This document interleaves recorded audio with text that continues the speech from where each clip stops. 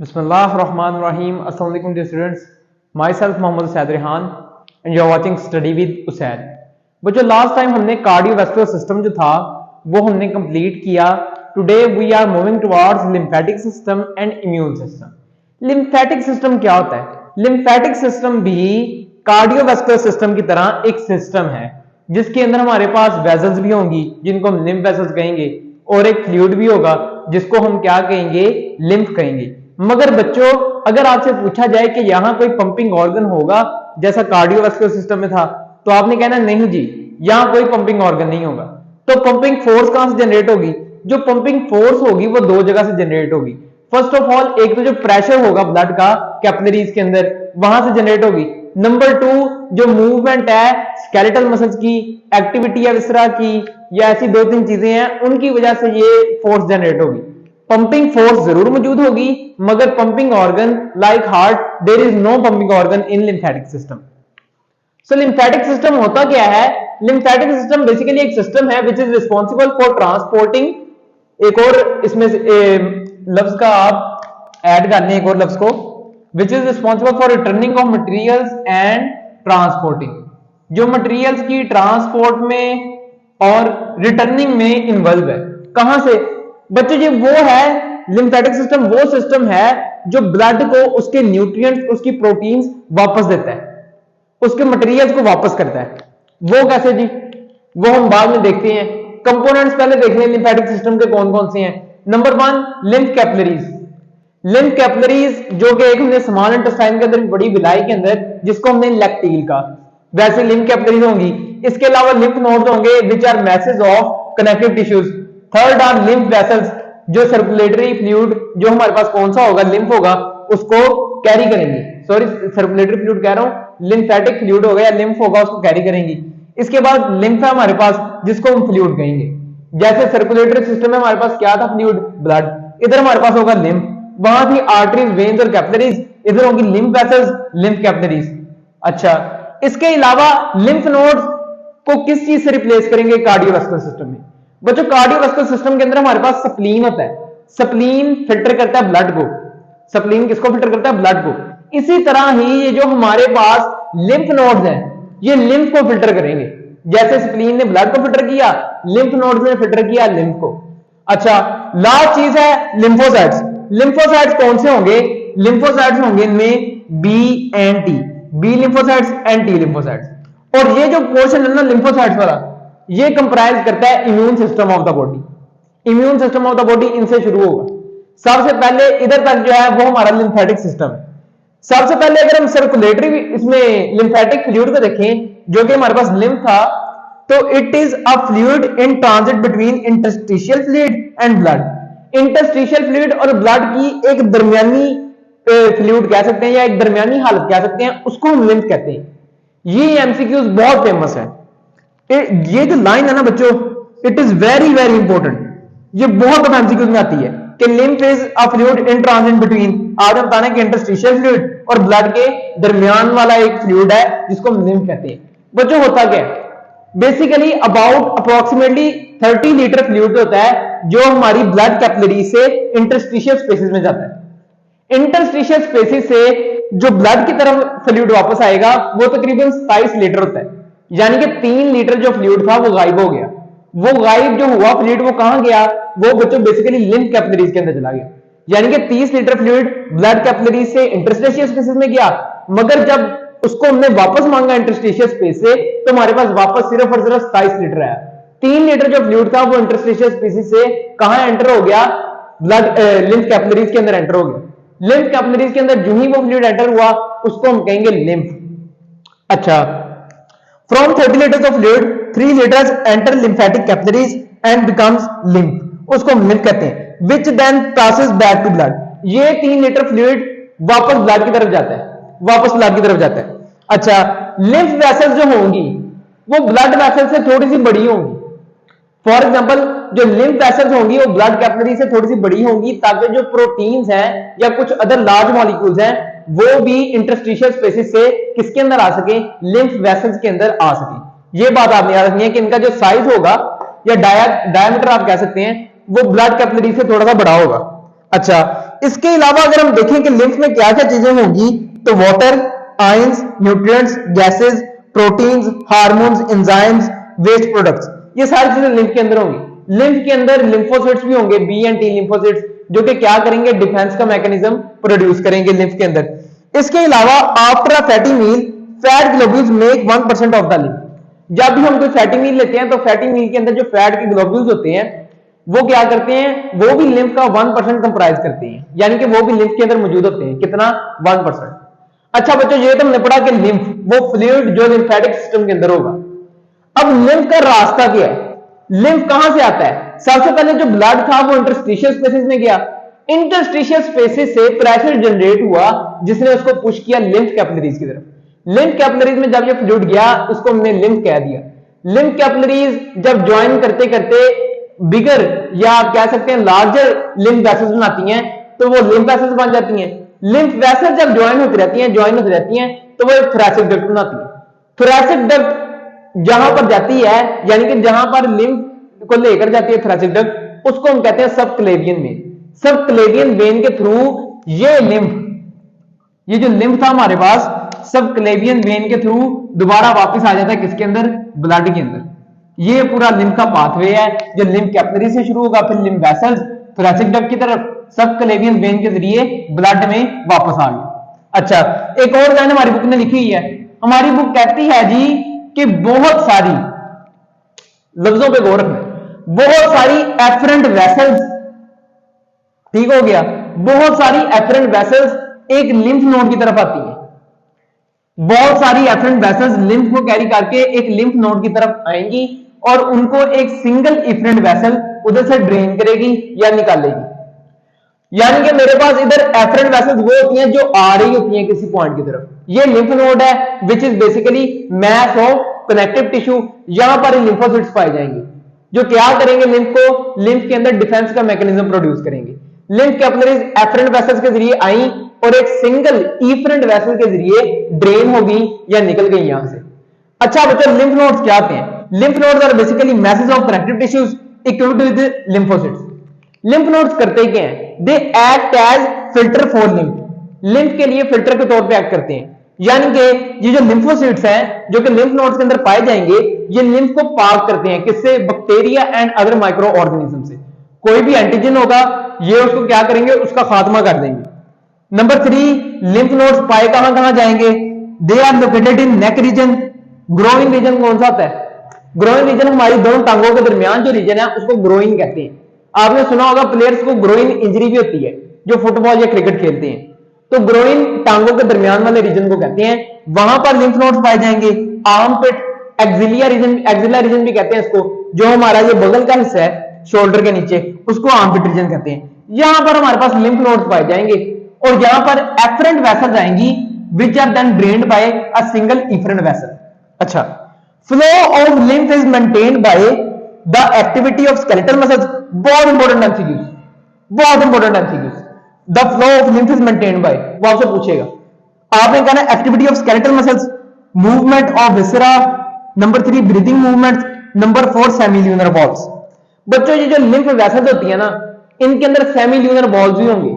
सेमील्यूनर walls जो क्या control करेंगे? लिम्फ के प्रेशर को कंट्रोल करेंगे। ये सेमील्यूनर वॉल्स कहां होंगे? लिम्फ वेसल्स के अंदर। अच्छा, ये 4 चीजें हैं जो कि फ्लो ऑफ लिम्फ को मेंटेन करेगी। और flow of lymph is always towards thoracic duct. Thoracic duct से सबक्लेवियन वेन के जरिए दोबारा ब्लड के अंदर फ्लूइड आ जाएगा।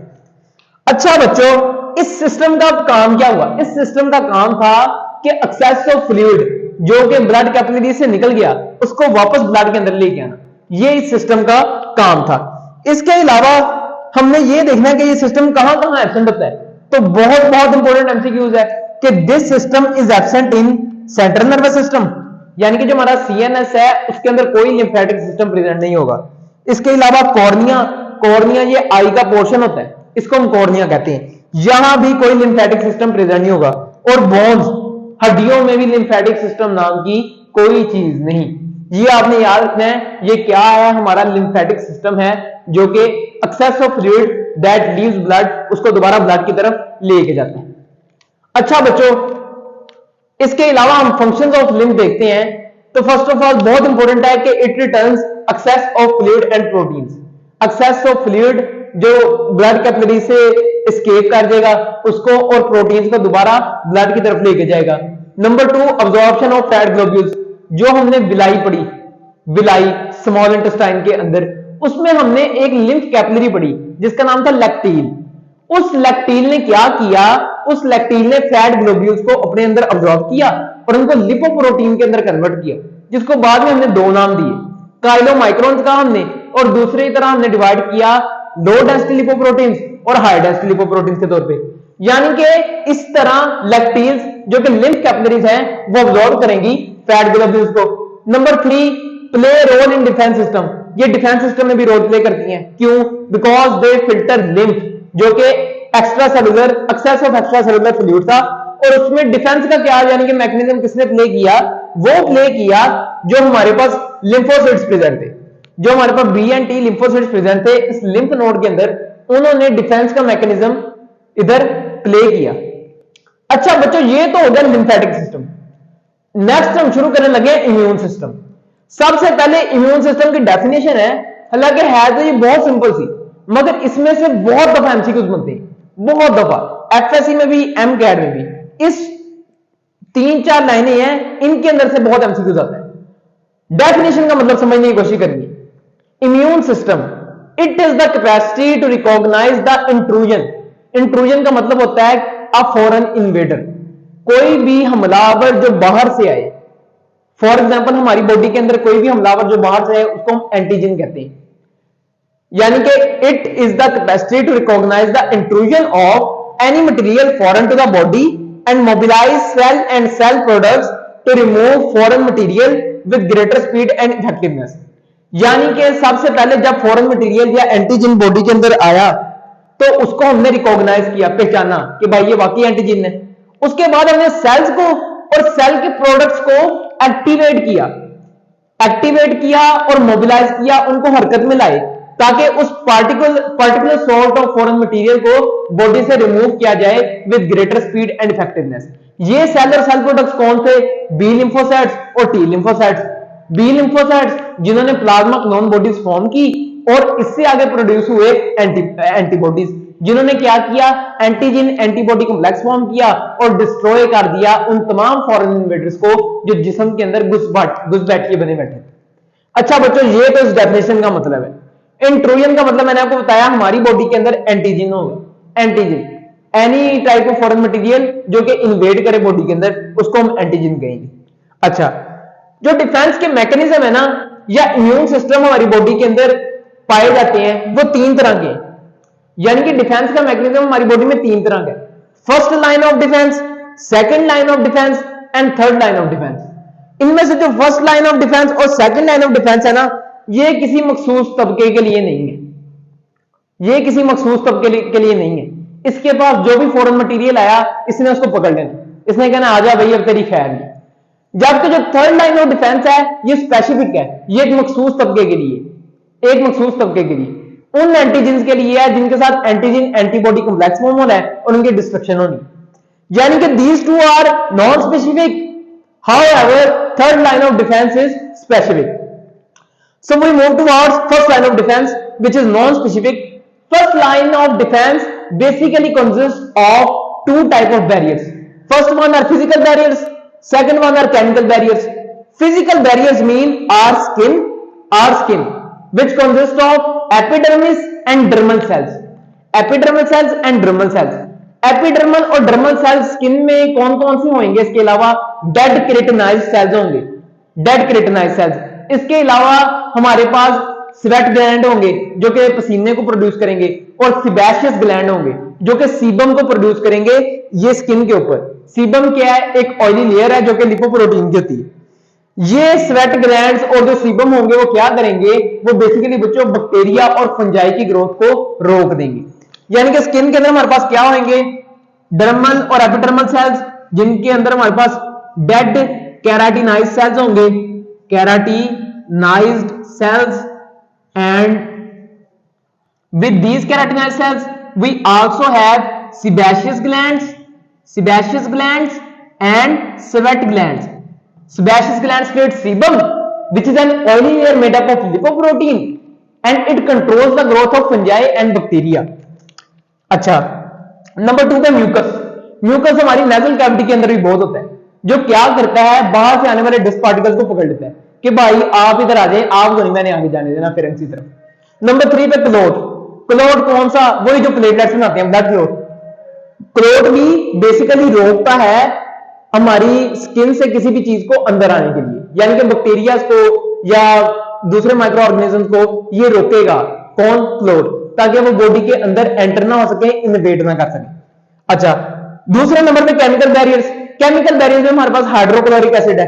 हाइड्रोक्लोरिक एसिड स्टमक में प्रोड्यूस होता है और ये खुराक के अंदर जितने भी हमारे पास यानी कि हमारे पास माइक्रो ऑर्गेनिज्म होंगे उनको क्या करेगा? उनकी डिस्ट्रक्शन कर देगा, उनको किल कर देगा। इसके अलावा HCl के अलावा हमारे पास लाइसोजाइम्स भी होते हैं। लाइसोजाइम्स जो कि कहां होते हैं? ओरल कैविटी में भी होते हैं और इसके अलावा हमारी स्किन के ऊपर भी पाए जाएंगे। ये भी क्या करेंगे? बैक्टीरिया को किल करेंगे। अच्छा बच्चों, ये तो था नॉन स्पेसिफिक, ये हर किसी के लिए, ये किसी के लिए स्पेशलाइज नहीं है। ये कहता है जो भी आएगा मैंने उसको पकड़ लेना। नंबर 2 पे सेकंड लाइन ऑफ डिफेंस, जो खुद भी नॉन स्पेसिफिक है। ये भी कहती है भाई साहब जो आ गया मैंने उसको पकड़ लेना। अच्छा, सेकंड लाइन ऑफ डिफेंस के अंदर हमारे पास मैक्रोफेजेस और न्यूट्रोफिल्स होंगे। ये दोनों मैक्रोफेजेस जो क्या थे इब्तदाई तौर पे? मोनोसाइट्स। ये मोनोसाइट्स जब टिश्यू के अंदर आए तो ये मैक्रोफेजेस बन गए। ये मैक्रोफेजेस और न्यूट्रोफिल्स एक स्पेसिफिक एक्टिविटी परफॉर्म करते हैं जिसको हम फैगोसिटिक एक्टिविटी कहते हैं। फैगोसिटिक एक्टिविटी का मतलब है कि ये माइक्रो ऑर्गेनिजम्स को खाएंगे और उनकी डिस्ट्रक्शन कर देंगे, यानी कि ये दोनों क्या करेंगे? फैगोसिटिक एक्टिविटी प्रोड्यूस करेंगे और फैगोसाइट्स के तौर पे एक्ट करेंगे। जो भी मटेरियल बाहर से एंटर होगा उसको उसकी मारधाड़ शुरू कर देंगे और उसको खाना शुरू कर देंगे। इसी प्रोसेस के अंदर इन दोनों की डेथ भी हो सकती है। डेथ के बाद क्या होगा? जो हमारी इंफेक्शन साइट होगी उसके ऊपर व्हाइट कलर की एक लेयर आ जाएगी जिसको क्या कहेंगे? पस। वो पस क्या होती है? व्हाइट कलर की लेयर। वो बेसिकली इनकी डेड बॉडीज होती हैं, मैक्रोफेजेस की और न्यूट्रोफिल्स की। तो इन दोनों का काम क्या है? मारधाड़ करना। और बच्चों जो मैक्रोफेजेस हैं they are the largest white blood cell. अगर एमसीक्यू जो पूछे which one of the following are the largest white blood cell, आप कहते हैं मैक्रोफेजेस। मगर वो आपसे पूछे कि which one are the most abundant white blood cell, तो आप कहते हैं न्यूट्रोफिल्स। ये इसका बेसिक आंसर होगा। इसके बाद बच्चों थर्ड लाइन ऑफ डिफेंस पे आते हैं जो कि एक स्पेसिफिक है, यानी कि ये नॉन स्पेसिफिक नहीं है, ये स्पेशलाइज्ड चीजों के लिए है। ये third line of defence. Third line of defence में हमारे पास लिम्फोसाइट्स आते हैं। इन लिम्फोसाइट्स का काम भी है। लिम्फोसाइट्स के लिए सबसे पहले हमारे पास है टी लिम्फोसाइट्स, फिर बी लिम्फोसाइट्स। टी लिम्फोसाइट्स को टी लिम्फोसाइट्स क्यों कहा जाता है? टी लिम्फोसाइट्स को टी लिम्फोसाइट्स इसलिए कहा जाता है क्योंकि ये मैच्योर होते हैं थाइमस में। थाइमस में मैच्योर होते हैं, जो कि हमारी बॉडी के अंदर एक स्ट्रक्चर है। नंबर 2, बी लिम्फोसाइट्स को बी लिम्फोसाइट्स क्यों कहा जाता है? बच्चों वो इसलिए कहा जाता है, बी लिम्फोसाइट्स जब सबसे पहले डिस्कवर हुए तो एक यंग बर्ड की क्लोका की एक दीवार है जिसको हम वॉल है जिसको हम बुसरा ऑफ फेब्रिशियस कहते हैं। बुसरा ऑफ फेब्रिशियस के अंदर ये डिस्कवर हुए, उसकी वजह से हम इनको बी लिम्फोसाइट्स कहते हैं, जो क्या है? एक स्ट्रक्चर है young cloaca of young bird के अंदर। क्लोका रिप्रोडक्टिव ऑर्गन होता है बर्ड। अच्छा बच्चों, टी लिम्फोसाइट्स जो होंगे ये सेल मीडिएटेड इम्यूनिटी पैदा करते हैं और जो बी लिम्फोसाइट्स होंगे वो ह्यूमोरल इम्यून रिस्पॉन्स या एंटीबॉडी मीडिएटेड रिस्पॉन्स पैदा करेंगे, यानी कि एंटीबॉडीज इनके अंदर नहीं बनेगी। टी लिम्फोसाइट्स एंटीबॉडीज नहीं बनाते, बी लिम्फोसाइट्स एंटीबॉडीज बनाते, बी लिम्फोसाइट्स। अच्छा, प्रोड्यूस होते हैं बोन मैरो के अंदर, मैच्योर हुए थाइमस के अंदर। बी लिम्फोसाइट्स प्रोड्यूस हुए और मैच्योर हुए बोन मैरो के अंदर। ये प्रोड्यूस भी हुए उधर ही हुए और मैच्योर भी उधर ही हुए बोन मैरो के अंदर। इसके अलावा अगर हम टाइप्स ऑफ टी लिम्फोसाइट्स देखें तो हमारे पास टीएच सेल्स हैं जिनको हम हेल्पर टी लिम्फोसाइट्स कहते हैं। हेल्पर टी लिम्फोसाइट्स क्या करते हैं? They basically activate the mechanism. बच्चों इससे पहले मैं आपको एक चीज बताता हूं कि हमारे पास दो तरह के प्रोटीन्स हैं। First one are called interleukin 1, interleukin 1। Second one are interleukin 2। इनका काम क्या है? इंटरल्यूकिन 1 जो है ना वो एक्टिवेट करेगा टी लिम्फोसाइट्स को, सॉरी इंटरल्यूकिन 2 जो है वो इनको एक्टिवेट करेगा।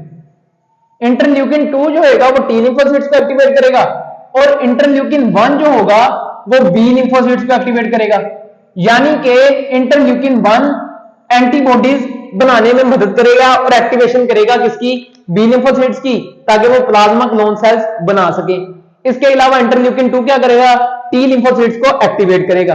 अच्छा, तो हेल्पर टी सेल्स क्या करते हैं, हेल्पर टी सेल्स को बेसिकली इंटरल्यूकिन 2 एक्टिवेट करता है कि भाई साहब उठो, आपकी नींद पूरी हो गई है, जागो, काम करने की बारी आ गई है। वो कहता है क्या हुआ, वो कहता है जिस्म के ऊपर किसी ने अटैक कर दिया, say it is a virus और इट इज अ बैक्टीरिया, उसने अटैक कर दिया, so you have to fight with that virus और बैक्टीरिया।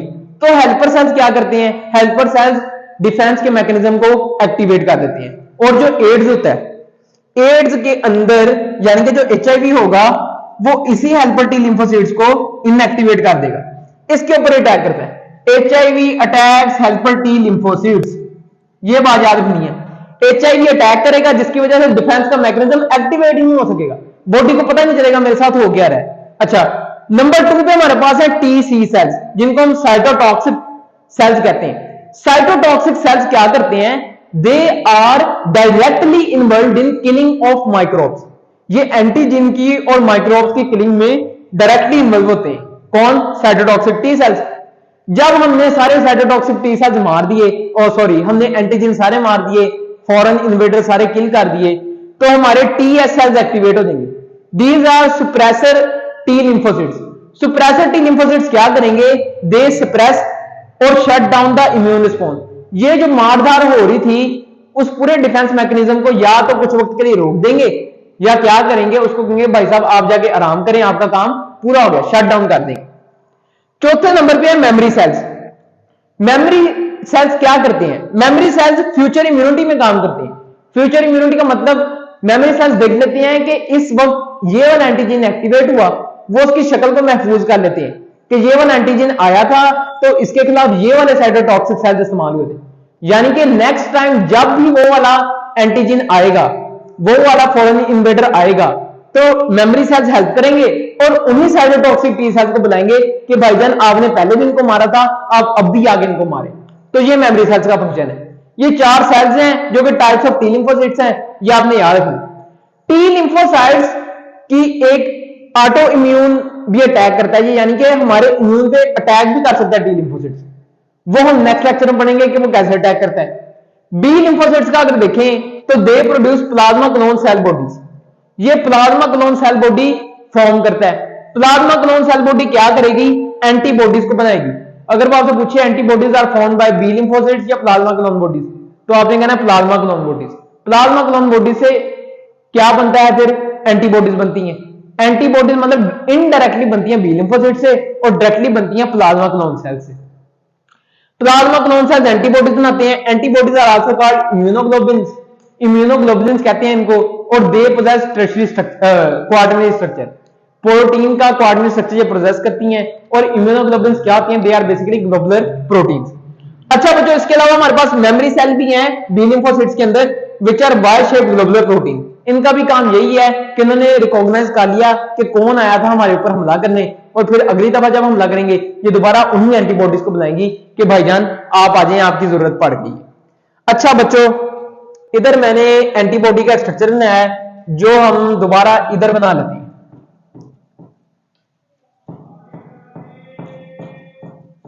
अच्छा, ये आप देखें एंटीबॉडी का स्ट्रक्चर बनाऊंगा मैं, ये इधर से ऐसे, ये मैं सबसे पहले बना रहा हूं हैवी चेन। क्या कहते हैं इसको, हैवी चेन। हैवी चेन के साथ एक स्मॉल चेन होगी जिसको हम क्या कहेंगे, लाइट चेन कहेंगे। फॉर एग्जांपल मैं पहले इसके ऊपर वेरिएबल पार्ट बना लूं, जो इसका क्या है, वेरिएबल पार्ट है, वो हर एंटीजन के लिए अलग होगा इसका वेरिएबल पार्ट। ये ऐसे आ गया।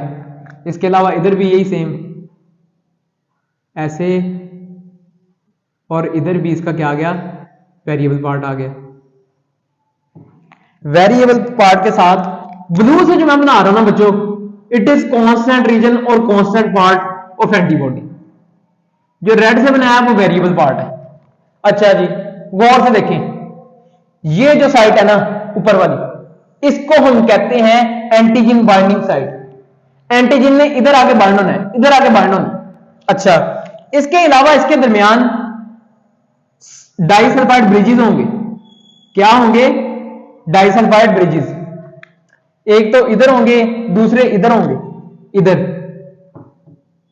अब पहला एमसीक्यूज, डाइसल्फाइड ब्रिजेस सिर्फ और सिर्फ किसके दरमियान प्रेजेंट है? Constant region of heavy and light chain. दो हैवी चेन्स के दरमियान भी डाइसल्फाइड ब्रिजेस प्रेजेंट है, और एक हैवी और एक लाइट चेन के कांस्टेंट रीजन के दरमियान भी डाइसल्फाइड ब्रिजेस प्रेजेंट है। इट इज हैवी चेन, और जो रेड से मैंने बनाई है इट इज लाइट चेन, ये सारी। और ये क्या है जी? वेरिएबल रीजन है।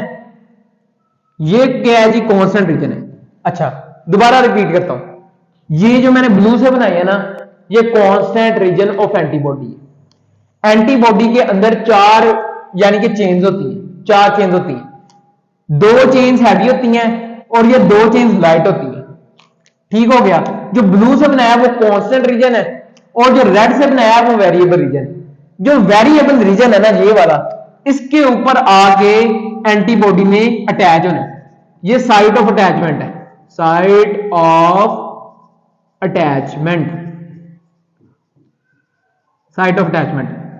अच्छा बच्चों, डाइसल्फाइड ब्रिजेस कहां है? सिर्फ कांस्टेंट रीजन के अंदर है। दो हैवी चेन के दरमियान दो डाइसल्फाइड ब्रिज है, और हैवी और लाइट चेन के दरमियान एक डाइसल्फाइड ब्रिज है, वो भी कहां? Constant region. ये एक एंटीबॉडी का स्ट्रक्चर है which is made up of 4 chains, और इसके साथ साथ ये कौन सा स्ट्रक्चर है? ग्लोबुलर प्रोटीन है और क्वार्टरनी स्ट्रक्चर ऑफ प्रोटीन है। इसके अलावा बच्चों टाइप्स ऑफ एंटीबॉडीज भी है हमारे पास, जिसमें हमारे पास 5 टाइप्स ऑफ एंटीबॉडीज हैं। First one is IgG, capital G। Second one is IgA, third one is IgM, fourth one is IgE, and fifth one is IgD।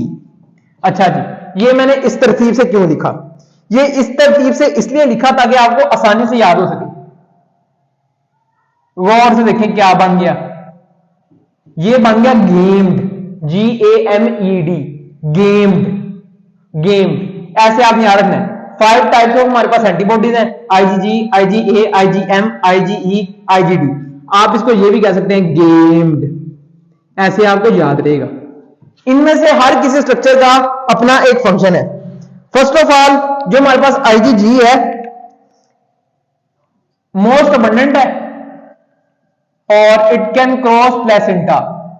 ये फीटस से मदर के अंदर आ सकता है, कैन क्रॉस प्लेसेंटा, फीटस से mother के अंदर जा सकता है। नंबर 2 हमारे पास है IgA। ये होता है जी टीयर्स और क्लोस्ट्रम के अंदर। क्लोस्ट्रम मदर के अंदर एक स्ट्रक्चर होता है, इसको आप सर्च आउट करके देख सकते हैं। टीयर्स के अंदर IgA प्रेजेंट होगा। IgM होता है बच्चों हमारे पास ब्लड के अंदर, और इसके अलावा IgE होता है हमारे पास इंटरस्टिशियम में।